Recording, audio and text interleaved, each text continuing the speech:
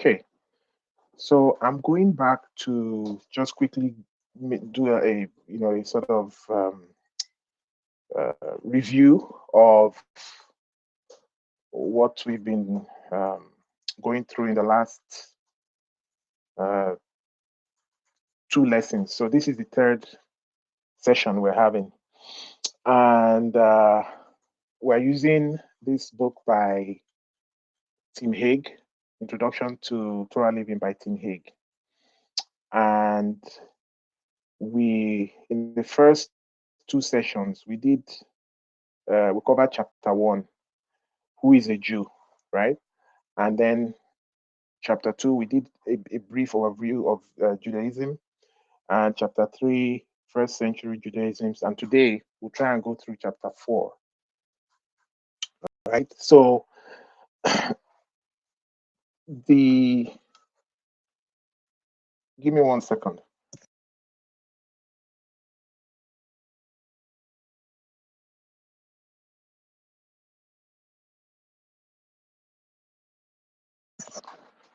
So the first chapter we covered was who is a Jew. Second chapter, a brief overview of Judaism. This third chapter, first century Judaism, and today we'll try and cover rabbinic Judaism. So we're just going through the book chapter by chapter and just trying to, using the book as a guide so that we can, learn some things that are very basic. Um, as a sort of introductory um, understanding of our faith, like going back to the roots of our faith. I think it's important because Jesus was a Jew and he grew up in the culture of Judaism. He grew up he came from a prophetic tradition. Sometimes, like when you watch Jesus of Nazareth and some of these programs about Jesus, you it would seem as if um, like you see Jesus and it's like he's acting very weird.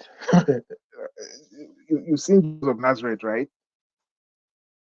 I mean, everybody has seen Jesus of Nazareth, and Yes, I have seen. sometimes, yeah, he looks as if uh, you know, he's in some kind of, he goes into like a minute kind of trance or something.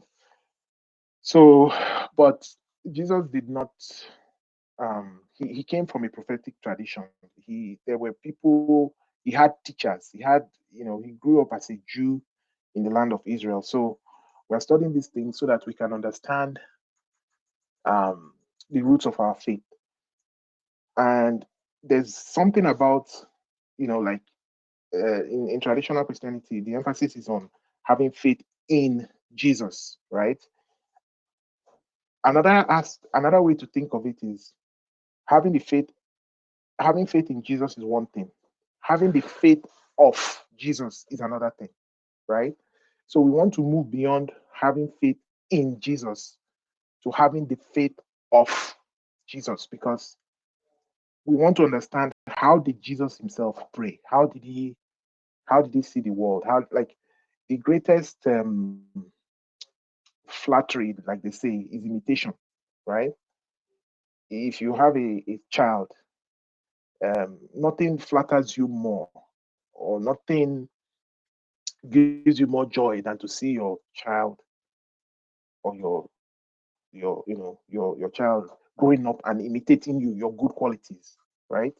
Not just believing that you're a great person or whatever it is, but I guess the ultimate um, expression of our faith will be for us to be like him, to imitate him, to do what he did, to pray like he prayed, to think like he thought, to live our lives like he lived. So um, I think that's one reason why we're doing these studies so that we can understand some of these basic things. So in chapter 1, we did who is a Jew, and then let me see if I can go quickly to the uh, to the summary of that. Some of the things we learned in chapter 1.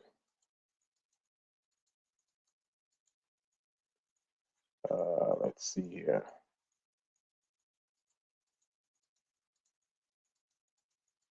I just want to go to the end because we're not going to. Okay.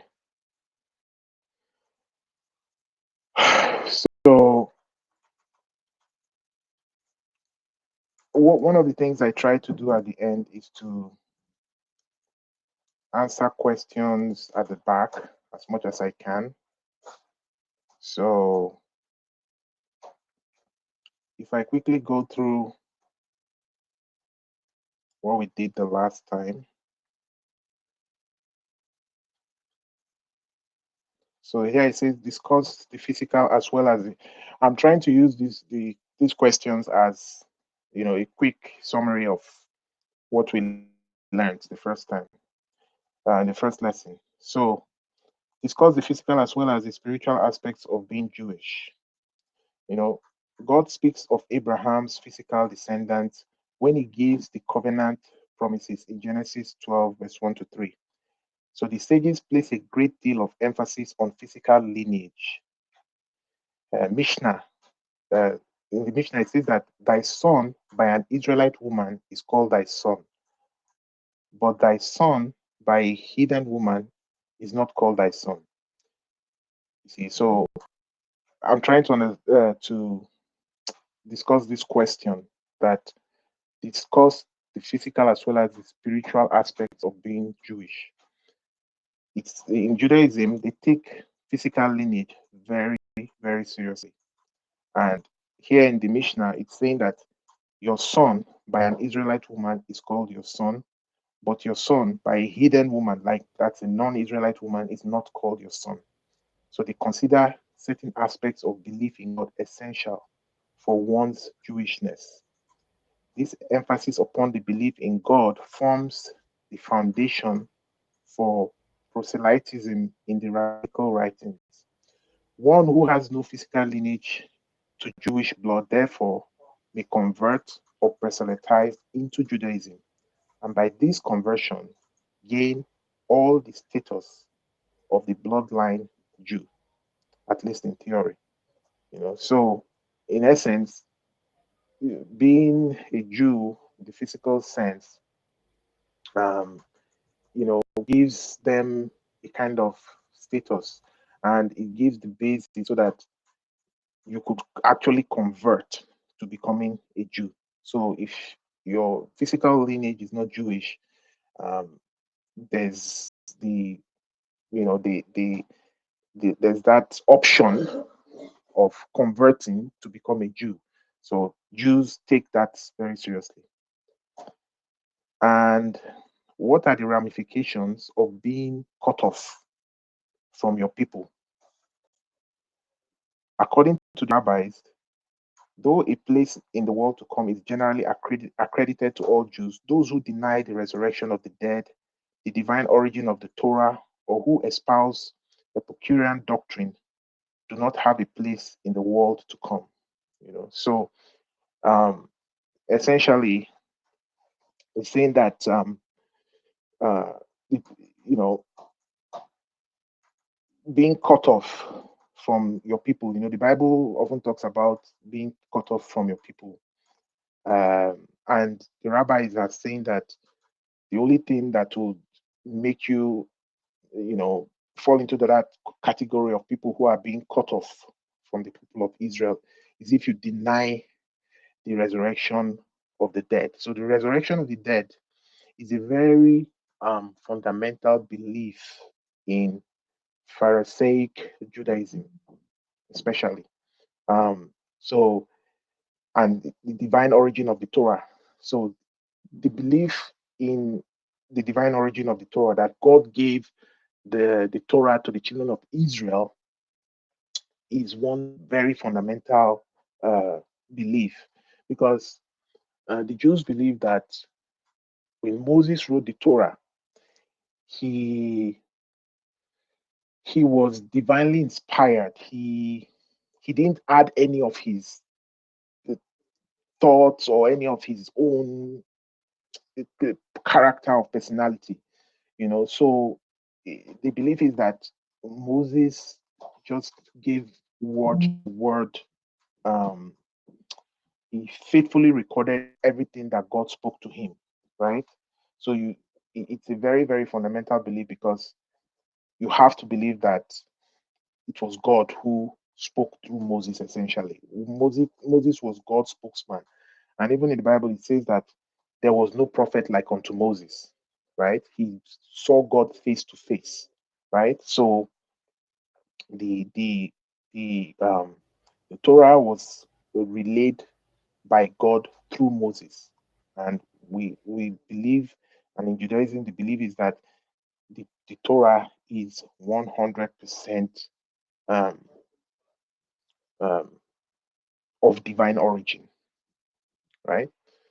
And going back to that issue of the resurrection of the dead, if you in the Bible, in the New Testament, in the what we call the New Testament or the apostolic scriptures, resurrection of the dead was kind of the dividing line, between the Pharisees and the Sadducees.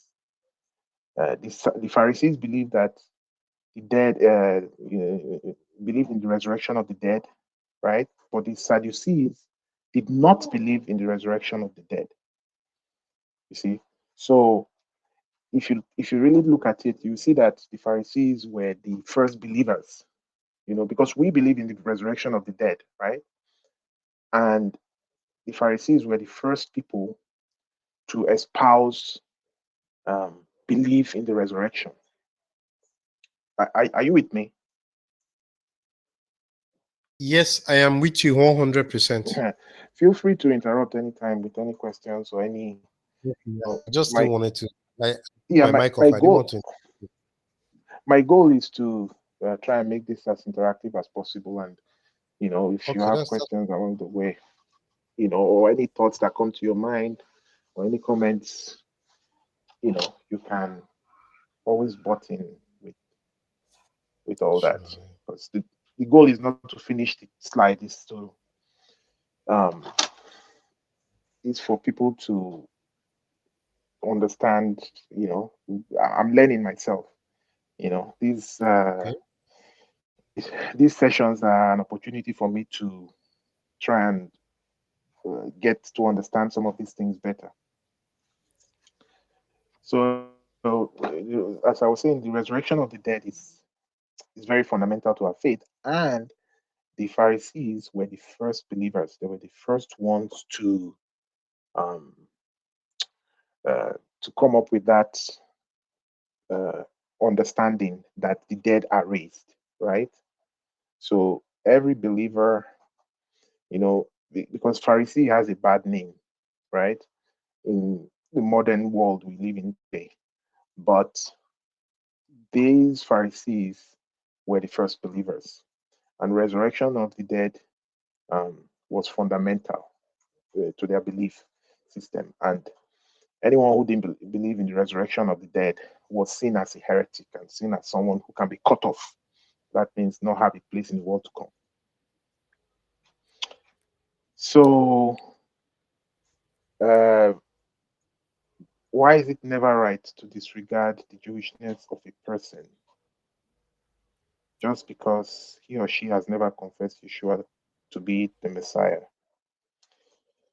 So, I'm looking at the second question. It is never right to disregard Jews who have rejected Yeshua and not regard them as being truly Jews.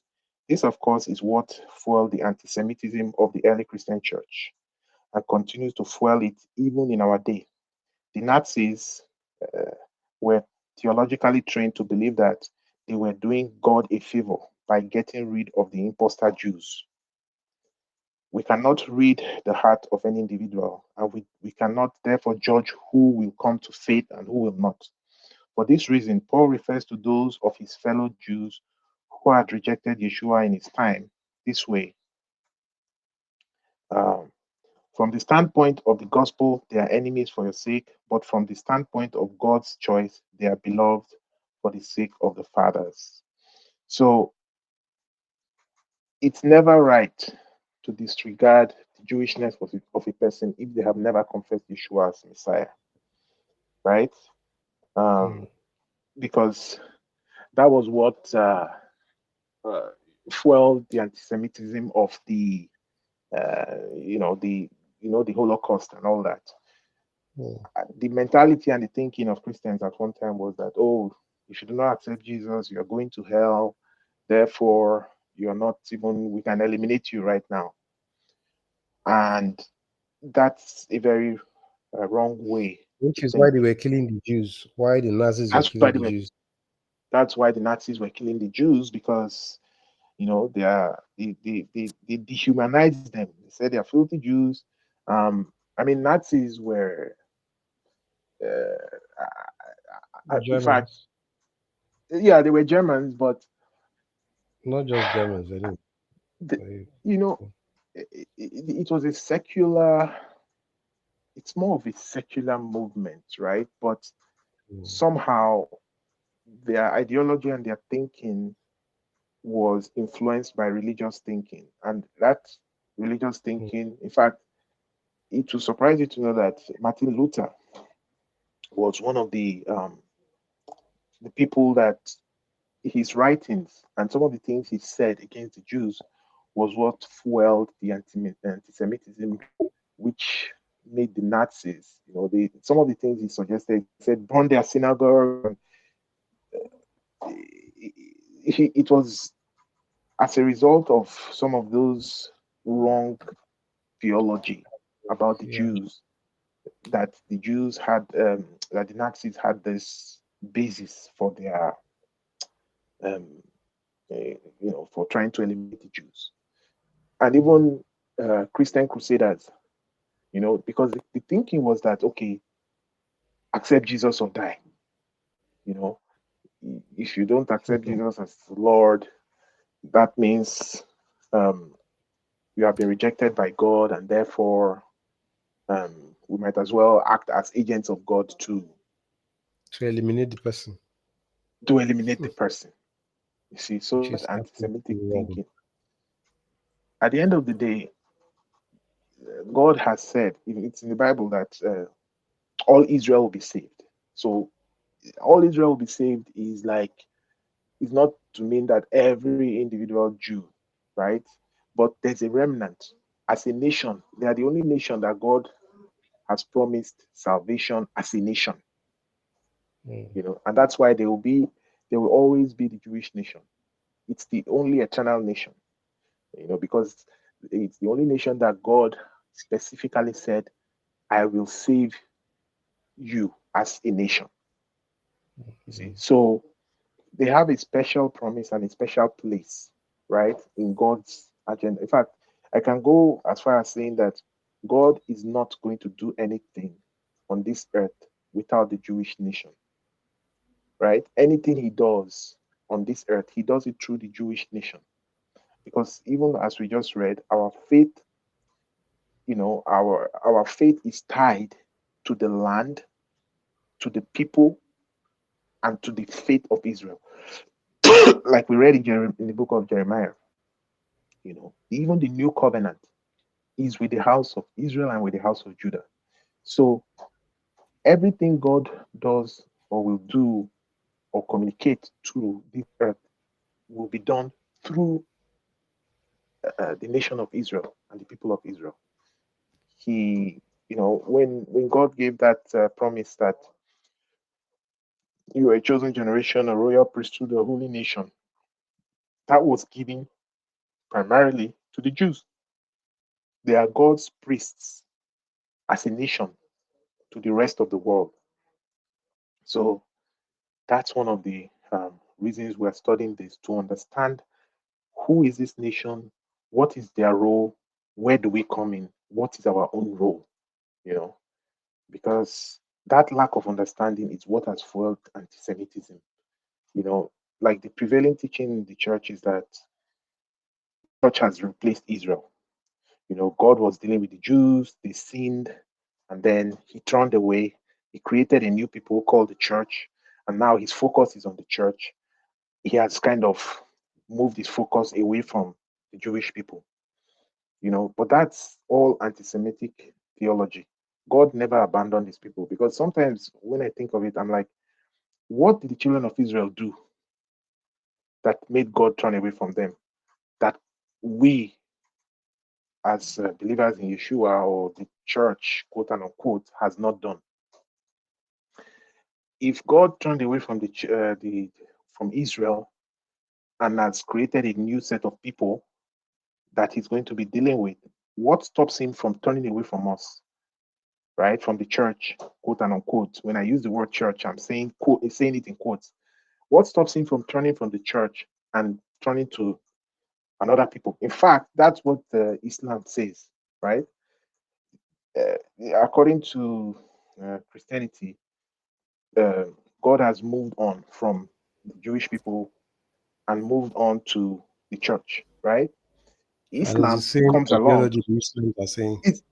Yeah, exactly. Islam comes along and says God has moved on from the Christians and moved on to Muhammad. Is the is the um is the latest prophet, and it is through Muhammad that you can be saved and through his teaching. So, in essence, if God would change his word, like if God would um, forsake his people, then he might as well, continue to do so until he finds the perfect group of people.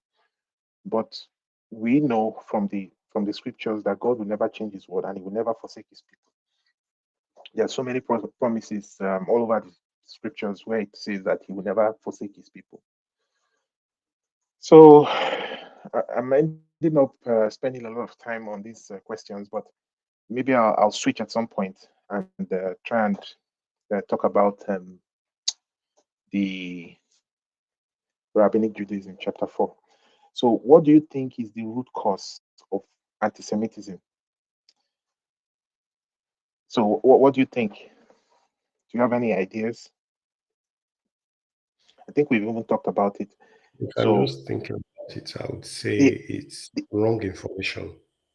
yeah, the idea or the notion that God has forsaken physical ethnic Israel and replaced her with the church, a nation made up of all those who have confessed Yeshua as the Messiah. The idea that God has forsaken disobedient Israel and is therefore only interested in those who have received Christ as their Savior. The modern state of Israel and the plight of the Jew has no greater relevance than the plight of people everywhere. So, in other words, the root cause, I mean, we can't even fully answer that question because it's difficult to answer. But I think it's just that wrong theology.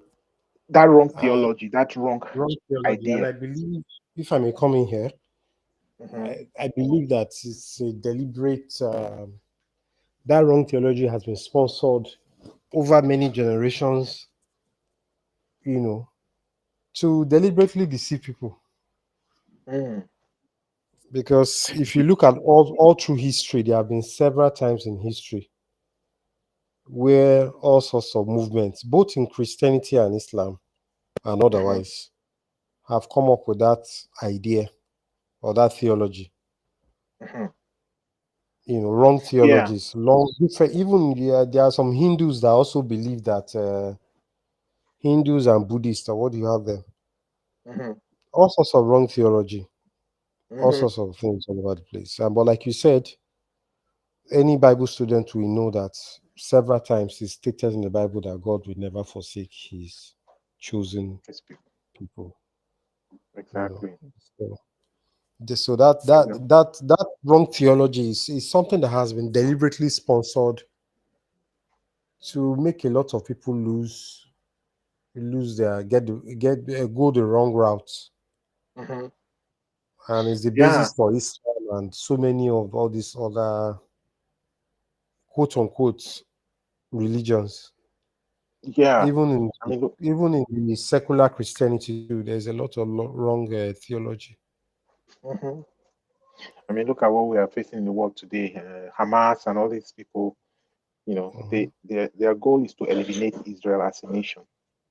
They're not even. It's not even about the Imagine land that, and all. and they think that they are serving God in doing that. They Exactly. genuinely That's actually think they're doing the work of God. exactly. They think they're doing the work of God by trying to eliminate God's Eliminate. people. See, so and that's the thing. When once you put religion into, when it's almost like an acid test for me. When I see a nation or I see people who are not respecting the fact that the Jewish people are God's people, you just know that it's potential doom for that nation. You Because just know that they're in error. That's just it. an error, exactly, they're an error because I mean, I'm surprised about South Africa. South Africa has sued Israel in the World Court or something about saying that because of Israel's response to Hamas. And I'm really surprised to hear about some nations that are just so anti-Semitic. Even Ireland. I'm surprised to hear about some of these countries like South Africa, It's Ireland. all based on wrong You know. theology. So It's wrong it's theology. it's a terrible thing. It's everything. And the I think the basis is that God has forsaken Israel and He has replaced Israel with another people. So not accepting the fact that they are God's chosen people. So as far as the body of Messiah is concerned, question 4, what differences are there between a Jewish person and a non-Jewish person if both believe in Yeshua? I mean, the the Paul talked about we are one in Yeshua. There's neither male nor female. There's neither uh, bond nor free. There's neither male. I forget that scripture, but we are one in Yeshua. Um, we share the same faith, believing that you know um, Yeshua is the one who, through through his merit, right? We we gain access or we gain that closeness to God. Because even in Judaism in general, there's this concept of the Zadik, right? There's this concept of clinging to the faith of a righteous, uh, of a righteous man, and you're kind of leaning on his merit to be able to draw closer to God. There's this concept of leaning on the merit of a righteous man in order to gain some closeness and access to God. And when we all come under Yeshua as our righteous Zadik, you know, we are all leaning together on his merit, to gain that special access to God. Just as Moses was like the one through whom the children of Israel could, draw closer to God. When we, uh, that's why the Bible says, a prophet like unto Moses will come, and when he comes, you have to listen to him, right? So, in that sense, we are one. But in terms of some of the practices of the Jews, some of the traditions, there are different traditions. Even within Judaism, you have Ashkenazi Jews, you have um, I forget what they call the different sects of Judaism, right? They're different cultural sects and have slightly different traditions, but we can still come together in uh, as in our work together, right? Because it's difficult to be united in what we understand and what we believe, because we're all at different levels of understanding and belief, right? But we can have a set of uh like in Judaism they call it halakha, right? Certain things that are expected of you when you're in a group, right? Because unlike in Christianity where the emphasis is in faith, what you believe, and all that, in Judaism the emphasis is in who you are, what you do, how you live, right? So it's kind of a different paradigm, because for example, there are Jews who believe that their rabbi is the Messiah. Like Chabad, for example, there's a group called Chabad, and their belief is that their rabbi, Rabbi Menachem Schneesen, mm, is they believe, just like we believe in Jesus as Messiah, they believe that Rabbi Menachem Schneesen is the Messiah, that he will come back and he will mhm. be the Messiah, right? That is their belief. Yes. Um, in There's one sect of Judaism they call Breslov, right? Their rabbi is Rabbi Nachman, right? They believe that Rabbi Nachman is their Messiah and he's going to come back to save them, right? So our own rabbi, our own righteous um, Zadik, right, is Rabbi Yeshua. We believe that he will come back as Messiah and you know, he Mm, will be our Messiah, right? mhm, So that concept of a righteous man, leaning on the merit of a righteous man to gain access to God is a Jewish concept, right?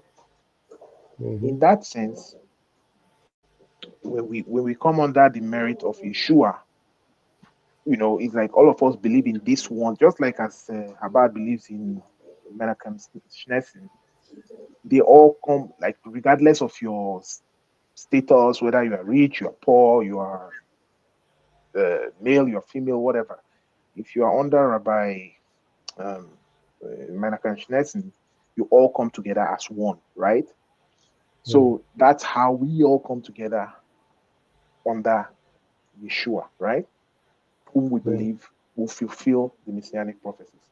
And another important thing is that in Christianity, a lot of times we're like, oh, Yeshua is the Messiah, he fulfilled all the prophecies. No, Yeshua did not fulfill all the messianic prophecies.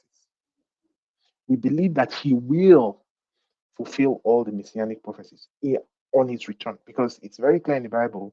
The Messiah is When the Messiah comes, there'll be world peace, right? There will be um, the wolf will lie with the lamb, and so many clear prophecies in the Bible, right? So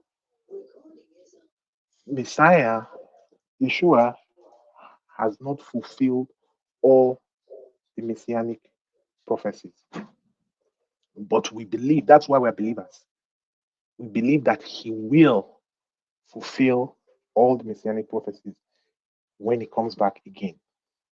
You see, so that understanding is really important, because sometimes it's very simplistic to just assume, to just say, because when you're talking to Jews and you come to a Jew and um, you're trying to convince him that oh, you know this such and such a person is the Messiah. They go to the Bible and they say, look, at these are the things that should happen, right, when the Messiah comes, and those things have not happened, right? It's a fact. It's not something you can argue with, right? So we have to understand that we believe that when our belief in the Messiah, and that's why we're believers, is that when he comes, he will fulfill those prophecies. So that's an important mindset to have and understand. Um, What do you think is the motivation for those who espouse the two house movement? The two house doctrine is a sort of replacement theology in reverse. In its zeal to correct the false teaching that the church replaces Israel, two house doctrine says that Israel replaces the church. So there's this two house doctrine that some Ephraimite movement. It's a weird movement. Hebrew roots uh, two house Ephraimite uh, doctrine. It's kind of weird, but I'll put a link um, on the chat so that you can read about them. Let's see, your spare time. Okay. But we don't Okay, espouse I this see the two link. house, yeah, theology. But yeah, they are another weird group. They are very they, they study. They are very deep in the scriptures, but um it's it's just an erroneous kind of movement. So, six, discuss the current position of the state of Israel regarding disallowing Messianics to immigrate under the law of return. What inconsistencies do you see in this? How do you think Messianics should react? So, Messianic Jews who desire to immigrate under the law of return, the Israel court has upheld the earlier ruling that Jews who convert to Christianity are no longer retain their status as a Jew. So there's this thing in Israel: if you confess Yeshua as Messiah, they just uh, they assume the the assumption is that you are no longer a Jew because you have essentially rejected Judaism. So it's unfortunate, but that's the reality. And of course, we hope that that changes. And then, why is it imperative that the physical presence of Israel remain throughout all generations? So we've kind of touched on that. God promises that the Jewish people will be eternal, as God told Abraham, and I will establish my covenant between me and you and your descendants after you throughout their generations, an eternal covenant to be your God and the God the descendants after you. And that's Genesis 17:7. So God gave Abraham this promise that he will establish his covenant between him and his descendants after him throughout their generations. That's why today we refer to God as God of Abraham, God of Isaac, God of Jacob, right? And the children of Israel are children of Jacob, right? Jacob had two sons. Oh, sorry, Jacob had 12 sons.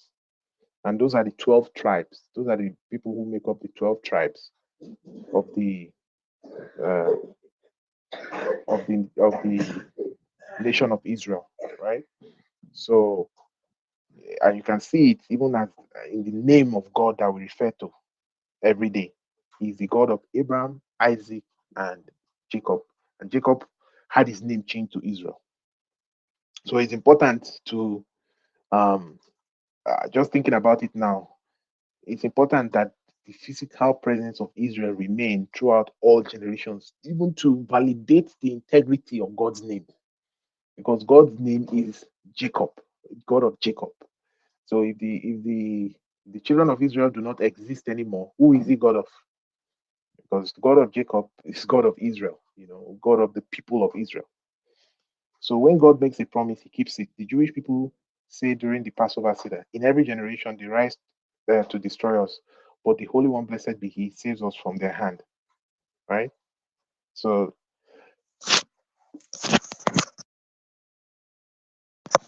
there are a couple of Bible verses that I can provide regarding that question. Um, so I want to move quickly. Let's jump to um, rabbinic Judaism. I'll quickly run through that chapter. I'm looking at the time here, and I want to try and be done within the next 45 minutes. So, how are you finding it so far? Um, so far, it's quite interesting and quite enlightening. Oh yes, And then it's again, a lot of the things that you mentioned are things that have actually come across before. You know, so it's very interesting. So it's like it's putting pieces of the puzzles together. Because I've actually been wondering why there is so much aggression against that small place, small Israel. You know, mm, from everywhere. Just that you wondering why are they so? why is there such a an onslaught against Israel? mm-hmm. You know, and then Yeah, somehow, as well as Israel is able to withstand all the onslaughts. yes, the onslaughts, So and that's like it, fulfilling scripture already. So yeah, it's so far what we're doing now is like explaining everything and is piecing the puzzle together, pieces of the yes, puzzle. yeah, and we talked about wrong theology. So a lot of Jews, when they were being slaughtered in Even the right last now, chapters, The Catholic Church is probably one of the biggest antichrist movements in the world. I think I would differ. I will differ on that a little bit because Mm, there was this document. I don't have the you see the Catholic Church. They were the initial proponents, right, of mm. this anti-Semitic, uh, Doctrine. uh, doctrines and teachings, right? But in recent years, I think it was that I think it was Pope John Paul II, if I recall. Wow. It's a good point you raised now, right? Because Yeah. I was just listening. There's this the messianic teacher called Dr. Mark Kinzel, and Mm, he's he's a Jew. And when he became a believer, he um he was in fact his rabbi, or the person through whom he um became a believer, told him, do not join the church. So mm, he he joined I think this charismatic renewal movement under the Catholic Church, right? mm, So his introduction to Christianity was through um that charismatic movement, right? So he joined this movement, and so his understanding and everything was through the Catholic Church. Let me even I have the I listened to him just recently. So he says Dr. Mark Kinzel discusses the Catholic Church's embrace of distinction theology and its impact on Jewish Christian dialogue and the Messianic Jewish movement. He highlights the significance of the Second Vatican Council. Yes, that's what I was trying to remember. So the Second Vatican Council and the documents Lumen Gentium and Nostra Aetate. Yes. So this Nostra Aetate, in redefining the church's understanding of itself and its relationship with the Jewish people. So this document called Nostra Aetate, all right, is an attempt by the Catholic Church to make a U-turn. Because it was the Catholic Church that came up with that blood libel where they said, "Oh, the Jews were the ones who killed um, Yeshua." During I think it was in front of Pilate when he said, "Let his blood be on us and on our children." Right? yeah. You know that scripture. So I remember. from there, from there, they came up with this blood libel, and I think it was the Catholic Church that was pushing it. The fact that, oh, essentially you killed our God. The Catholic uh, doctrine was for thousands of years that the Jews were guilty of deicide, killing God, killing Jesus Christ, who they say, they, the understanding that he's the Son of God. So they said the Jews have committed deicide by killing God, by killing Jesus, right? That was the position of the Catholic Church for many thousands of years. But this Second Vatican Council, right, where they came up with these documents, this Nostra Aetate is the main one, right? So there they are redefining the church's understanding of itself and its relationship to the Jewish people.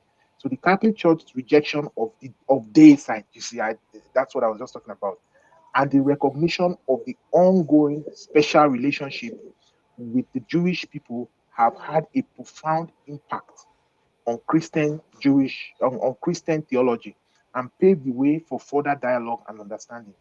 This conversation explores the theological developments and the dialogue between Messianic Judaism and the Roman Catholic Church.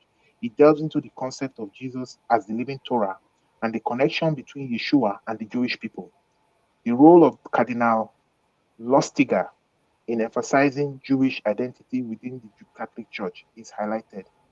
The conversation also touches on the progress being made in the Catholic Church regarding the recognition of the enduring significance of the land of Israel.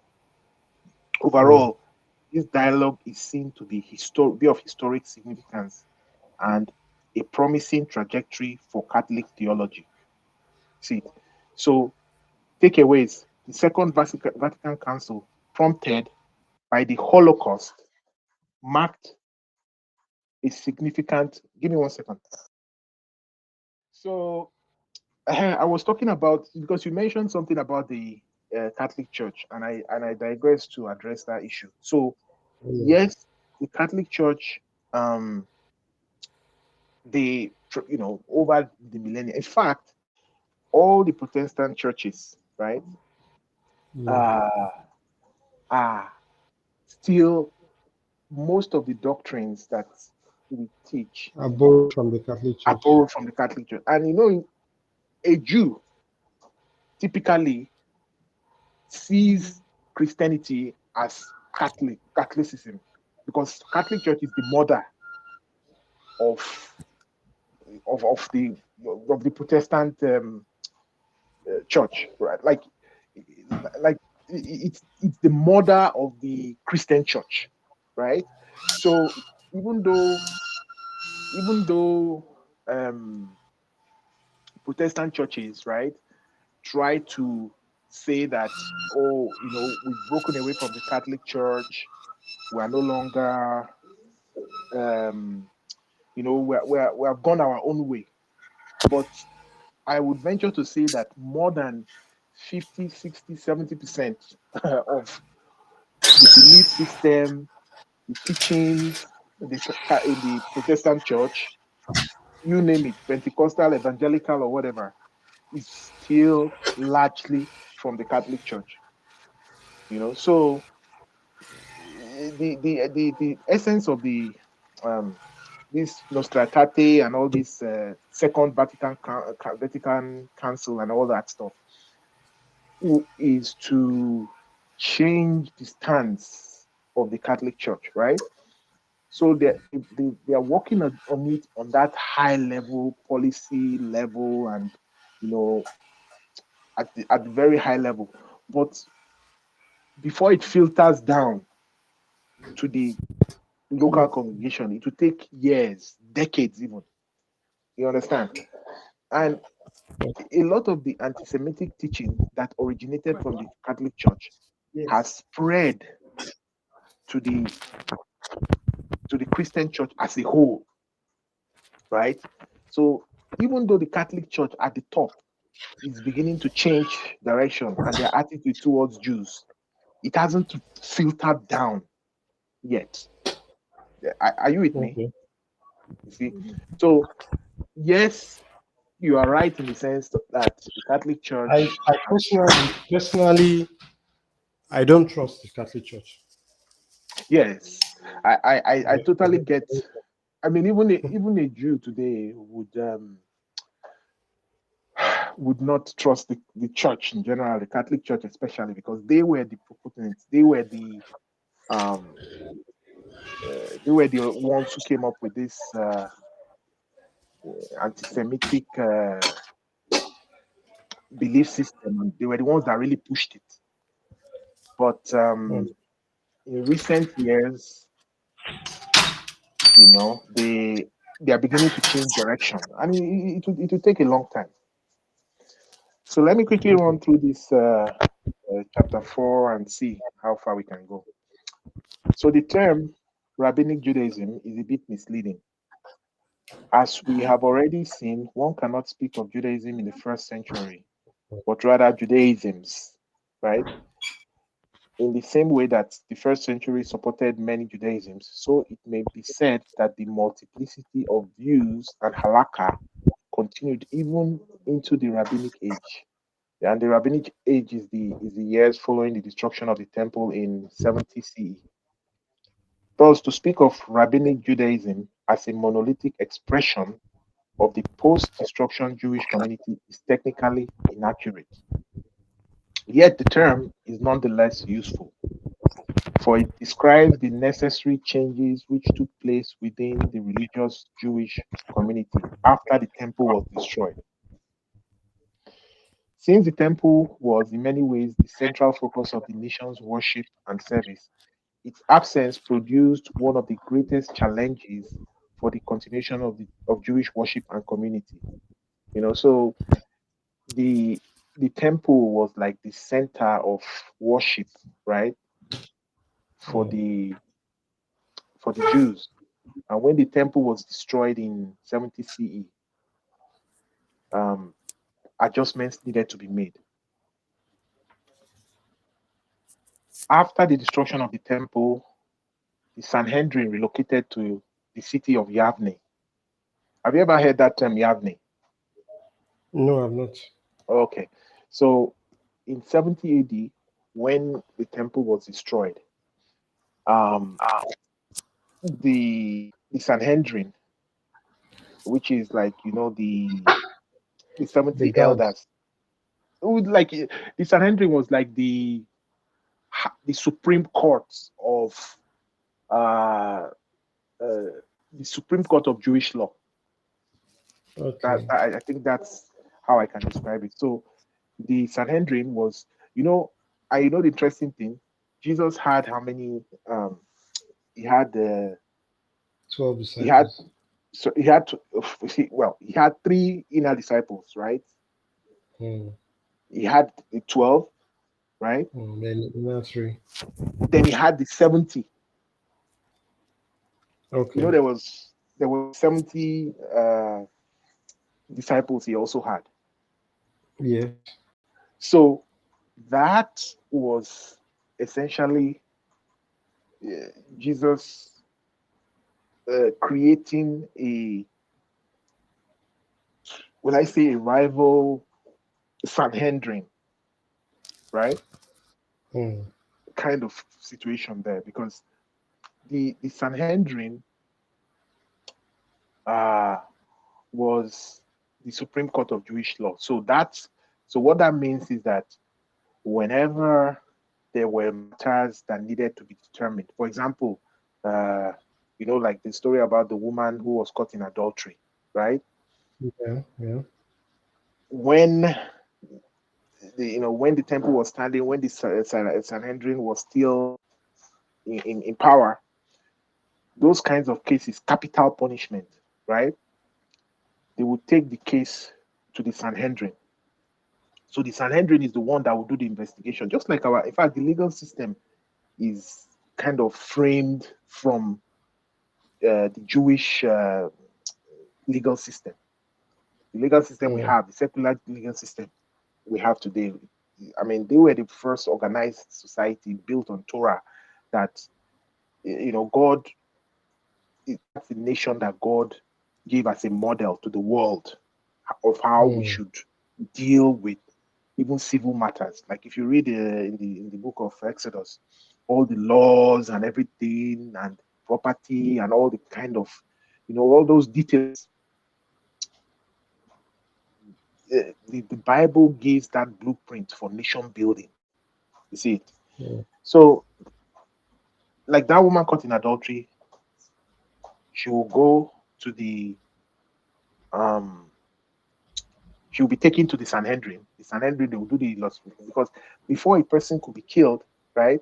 They will do investigation. They have to be witnesses, and it can't be one witness. It has to be like two witnesses, and they have to have seen and been there and experienced and witnessed. And you can imagine the the stringencies that were involved in, like executing something like capital punishment were just crazy. It was nearly impossible. In fact, in according to Jewish history, Mm. according to the, in Jewish history, they said it's Sanhedrin that killed, that sentenced someone to death once in 7 years was a bloody Sanhedrin. Wow. Do, do you know what that means? Like, Mm. if a Sanhedrin um, sentenced someone to death, right, Mm. once in 7 years, Mm-hmm. in Judaism, they consider that Sanhedrin as a bloody Sanhedrin. A bloody one. So I don't know if you understand what that means. What that means is that your there's an echo. Sorry, sorry. I joined on my Uh-huh. second device. So Oh, let okay. me let me exit on this one. Okay. I see your You can see my face now, Abby. I can see your face now. You Yeah, scraped your there's head. lights now. So I joined on Oh, my they just second brought device. lights. It just brought lights. Oh wow, interesting. I'm sure you don't even know what it's like not to have light again. That's true. Not having light Yeah, is not a they don't bring is lights not now. So wow. now you So you can see scraped my face. you, s- you scraped your hair I, completely. I had to now. It's better for me. It's less wahala. Let's wahala me. Less wahala. Me, That's it. That's why I told me, you that I I'm look like one Baba now. I look like one Baba. I'm the opposite. Maybe if I was if I move, I might start growing my hair. But for now, this is convenient for me. Mm. You know, you're in a cold environment, so it will encourage your hair to grow and Yeah, things oh, like that. the hair, hair helps. Mhm. Covering on your head helps. It helps you So to stay keep warm. yeah, to keep warm there, definitely it helps. So I was saying that a Sanhedrin that executed a death penalty once in 7 years was considered to be a bloody. A Uh, bloody Sanhedrin. yeah, Uh-huh. what that means is that in Judaism, uh, they looked for every loophole in the law, right? Not to kill somebody. Not to kill somebody. You see, and that is the nature of the Torah. You know, God built it and made it in such a way that there's so many loopholes, right? That, because God is a merciful God, right? Mm. So he made it such that his Torah is tilted in the direction of mercy, you know, Mm. so that even when the Sanhedrin met, you know, for them to be able to agree that this person has to be killed was very difficult. Difficult. You know, Okay. just imagine how would how could two people observe, be there standing and watching people committing Mm. adultery, right? Yes, how can they even prove that they were watching? They were there, The and all that. How witnesses. can they prove it and things like that? So it was really made to be very difficult, right? Mm. So which is contrary to, because when you read it in the Torah and you're reading about, if someone does this, you'll be stoned to death. If someone does this, he's stoned to death. In your mind, you'll be thinking that, oh, They were just stoning people, pushing people down the cliff, and but mm, for it to ever get to that stage, it was a very difficult thing. So mm, after the destruction of the temple, the Sanhedrin relocated to Yavne. So this city of Yavne, mm, mm, first it was under Rabbi Yohanan ben Zakkai, and then under the patriarch Rabban Gamaliel, the grandson of the of the Gamaliel that taught Paul the apostle. Right. mm, So after the temple was destroyed, that Sanhedrin moved to Yavne, and the leader, you know, after some time, was the grandson of the rabbi Gamaliel that we read about in the book of Acts, right? okay. And it was here that they continued to function and lead the nation in their worship and service. But Mm, now without the temple, because when the temple was destroyed, they said, how do we now continue our faith as Jews? Because the temple was everything. I mean, mm, they had the morning sacrifice, the shakarit, right? There was the afternoon sacrifice called minka, right? There was the evening sacrifice, right? Mariv, which mm, so there were, like they were constantly in the temple daily. Even in the book of Acts, it talks about how the apostles used to go to the temple at the time of prayer, right? Those times of prayer were times when they go to the temple to offer sacrifices, because even the temple was still standing even after Yeshua, after Jesus died, after Yeshua died. The temple was still standing. The sacrifices were still going on, right?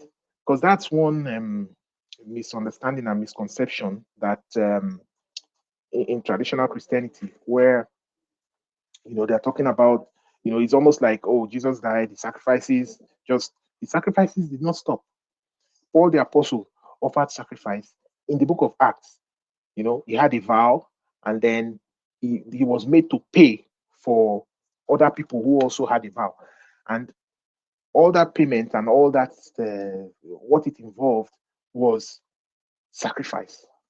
So they were still slaughtering animals, shedding their blood after Jesus died, which is very, very important to understand.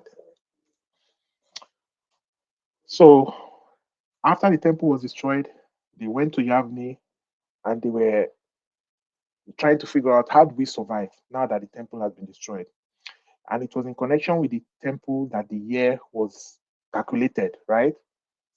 The shofar was blown for the new moon, and the place where pilgrims travel 3 times a year. And like every year, 3 times, a Jew had to travel to Jerusalem. So for Passover, for um, the Feast of Weeks or Pentecost or Shavuot, and also for Feast of Tabernacles. So 3 times every year, a Jew had to travel to Jerusalem, to the temple, 3 times. So imagine now that couldn't happen anymore. So it became obvious to the sages of the post-destruction era that if Judaism was to remain, the synagogue would need to become the center of worship and community. And the essential aspects of the temple, sacrifice, tithe, ritual, would have to be observed in parallel but different ways. So Rabbi Yochanan ben Zakkai played a strategic and historic role in the era following this destruction of the temple. His agenda was an ambitious one, and history has shown it to have been successful. First, he was instrumental in helping to unify the divergent interpretations of the Torah that had characterized the Sanhedrin under the schools of Hillel and Shammai. Hillel and Shammai is another, um, that's a topic on its own. Um, when around the time when Yeshua came, when Jesus came, um, there were two schools of thoughts in Judaism, and they fell under these two leaders, Hillel and Shammai. And Hillel was, in summary, he was the rabbi that, one, he loved non-Jews, right? And he, he was kind of moderate and merciful, more merciful towards non-Jews, towards Gentiles. And Shammai was the opposite. He didn't he wasn't friendly towards non-Jews, right? So Jesus was leaned more towards the Hillel school of thought, most of his teachings, and that's why he was more embracing of non-Jews. And Hillel, if I recall correctly, was from Nazareth. Are you with me? Yes, I'm with you 100%. So Hillel was from Nazareth. In fact, and all these cities in the Bible, these are very tiny. Even Israel as a nation is a very tiny nation, right? Mm. This is a very it's a country where almost everybody knows everybody or knows somebody that knows everybody, you know. Even as Israel And is right now. even as Israel is right now, because like this last massacre that this Hamas did, there's hardly any family that is not affected. It's either they were directly affected one way or the other through relatives, or they Mm. know a friend or have somebody. Like it's such a small nation, and this is nation as a whole. And then when you now start talking about towns and like Nazareth, if I recall again, I think it must have been a small hamlet of maybe about a few hundred people. So this is a place that everybody knows everybody. And if the calculations are right, um, Jesus was probably a student of Hillel. See it? Because in those days you had prominent rabbis, and people would essentially be led under The rabbi. the rabbi. You see it?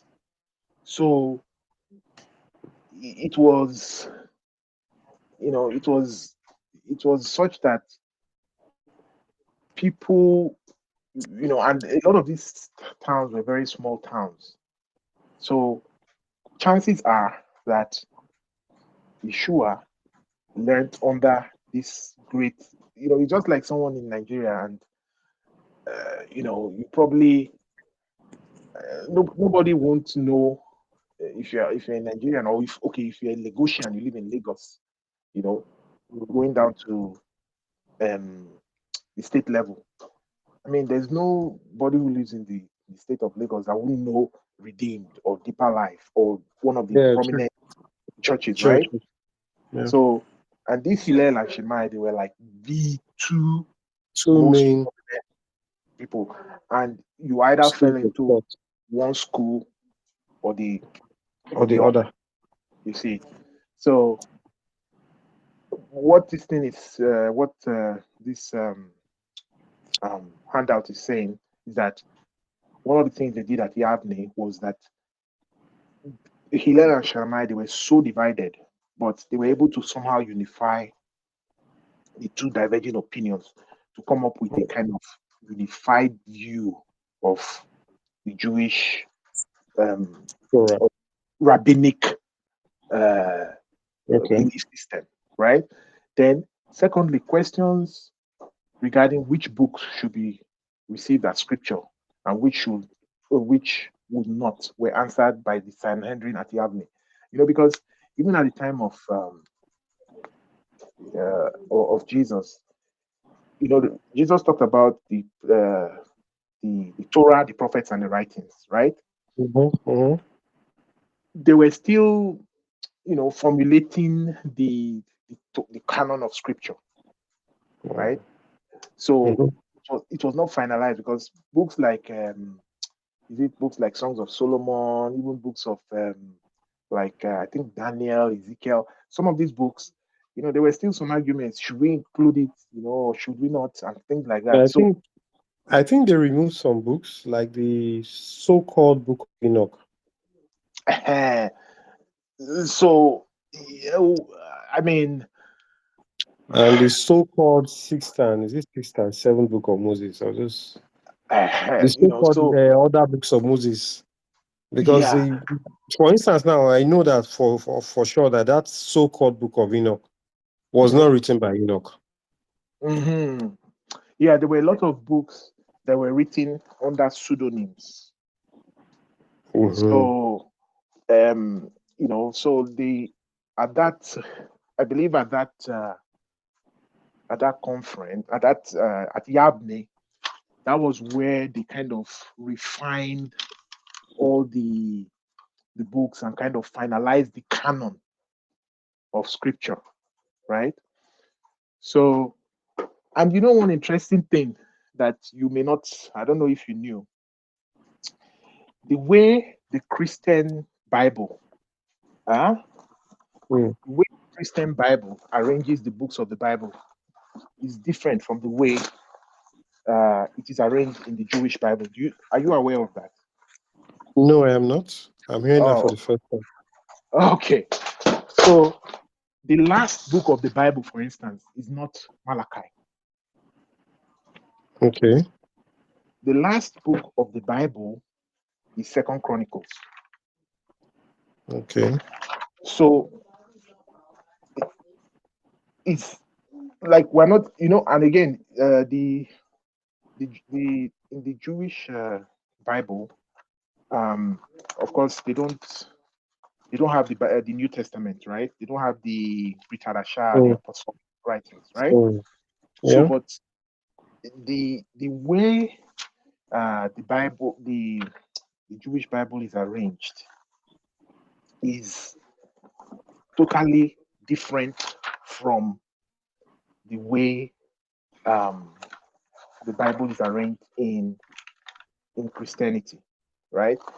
And Mm. just from the arrangement of the Bible alone, it's just so there's just so much to learn because the book of Mm. Malachi ends with a curse. Mm. See it? So there seems to be an agenda in just the way the books of the Bible The are the Bible was arranged in the conventional Christian Bible. The books were arranged. exactly just the way the books were arranged. So just making that mind shift of rearranging how the Bible is arranged is a huge paradigm shift. You see it? Mm. So, for example, and so Jewish people arrange the scriptures according to the degree of inspiration, right? Mm. The first five books of the Bible are the most, how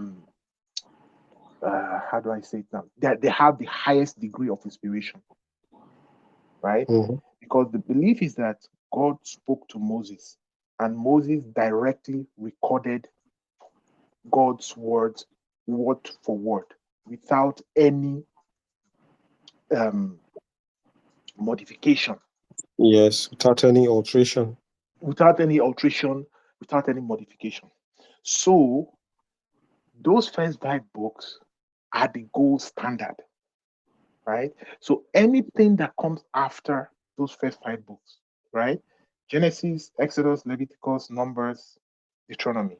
That's Bereshit in Hebrew, um, because even the names, even the names of the books is different, and Mm-hmm. that is very instructive. In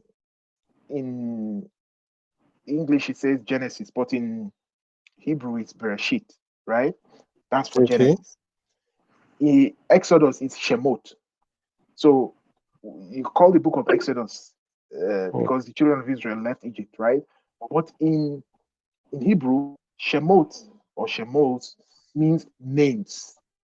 So the book of Exodus is actually the book of names. Names. That, Okay. yeah. So if you look at, I think that's a good assignment, right? Do you use what do you call it? Chat GPT or some of No, I these? don't. I'm trying to Oh, avoid using it as much as possible. Why? Well, because I don't know. Oh, I believe that the information that they are feeding on ChatGPT, the source might not necessarily be the right source. my I read brother. somewhere that there are many attempts to rewrite the Bible totally and change a lot of Mm, things using what they are gathering on I the internet. no. I think that would be a. It's how do I say it now? It's it- it- it- one of the things that the ChatGPT knows very well is the Bible, Oh, right? really? Oh my goodness. One of the in fact, let me even let me even uh, let me try doing this right now. Uh, Does it have the rights and they don't there's no perversion in what is on ChatGPT? no, okay. Let me say, give me the list of all the books. Give me the list of all the books in the uh, Jewish Bible or Tanakh. I don't know how to spell this Tanakh. Tanakh. So I've asked it to generate the list of all the books. It's listing it right now. So I'll send it to you by chat now. You It's know, the the information I got was that eventually the ChatGPT is going to become a supercomputer that will know everything. And well, it's going to eventually assume a personality of his own. Do you understand? well, And yeah. that personality is not just an artificial personality. It's going to be actually be a demon. Well, the thing is, it's just like someone in this day and age saying that the internet, like, I mean, the internet is just how many years old, right? Mm. Um, It's hard to uh, imagine, but if you really take your time to analyze everything, you find that it makes sense. Because my brother, how is the Antichrist going to control the world and take control if it's not through it technology? might it might well be right, but Mhm. I mean, is it not the technology that we're using now to study the Bible Of and course, we're using the technology. across across the continent? So I think it it would be. I think we will stand to lose if you know, we can use technology for good. Definitely, it Of can be course, used for evil, right? evil or But good. but I believe I have a more positive spin to this because these technologies and everything. For example, the rabbis believe that gold, the only purpose. Have you ever thought of the fact that gold, for example, is so expensive, it's so rare and everything? The only purpose of gold, the main purpose, the reason why God created gold was because it was going to be used in the building of the holy temple. Okay, the Okay, holy temple of God. the temple, yeah. Mm. So um, it's it's technology and the technological advancements that we see today. Another way to look at it is it's preparing the world for the coming of the Messiah because when the Messiah returns, the world is going to be, there'll be world peace. There'll be the economy across the world will be good, right? There will be abundance for everybody, right? And Mm. all these technologies, one of the things they are doing is making life easier. Like people work from home now, right? You just sit Yeah, down in your true, home. true. In fact, they are pushing. I trade. Uh, I do all my trading from home. I don't leave my you do all your house. trading from home, exactly. They are clamoring for fewer days of work because you can do so much more, with technology. True. So if you, I just typed ChatGPT now. I said, give me the list of all the books of Maybe the. I will start using ChatGPT because of Mm. you now. You can Because you, if you you're can using, use. because I can see that you've done a lot of research Oh yeah, to yeah, yeah. find the right information. In fact, would I say I didn't imagine that you've gone this far. It's amazing what you've done, and it's commendable. I haven't gone. I've not really. You've dedicated yourself to do research. How did you get into all this research? Is it after you moved to Canada? Well, I How? mean, ch- what I do know is that uh, I listen. I also, I mean, I listen to a lot of you know, yeah, I listen to a lot of believers, um, and people who are using it positively. And in fact, Okay. even it's affecting a lot of jobs. And one of the biggest skills, right, that Knowing how to use ChatGPT properly. knowing how to use ChatGPT to do your job is almost one of the most Mhm. important skills. I've realized now that a friend of mine that is also a trader, was telling me that, say, guy, I should start using it for my trading. That it will make my research easier for me. Hmm. Trading is mainly research. Hmm. Most of trading is research. Is research. So I'm thinking about incorporating it, but I will do it with caution. Oh, if you're not doing it already, Mm.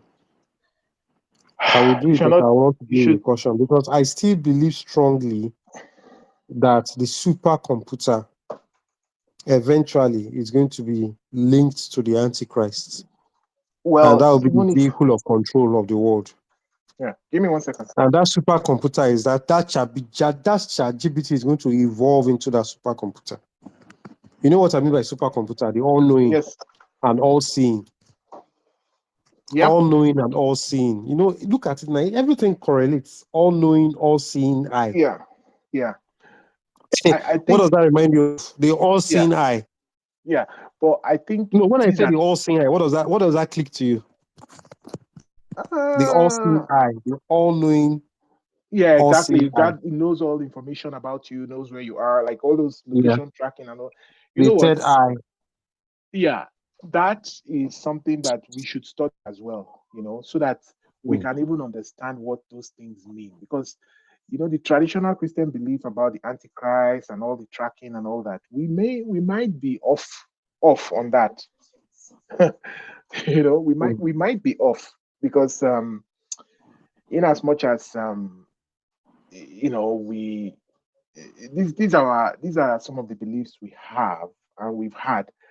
But with the knowledge we have now, like understanding the Bible, especially from the Hebraic understanding, like right now I'm learning Hebrew, I'm attending Mm. Hebrew classes.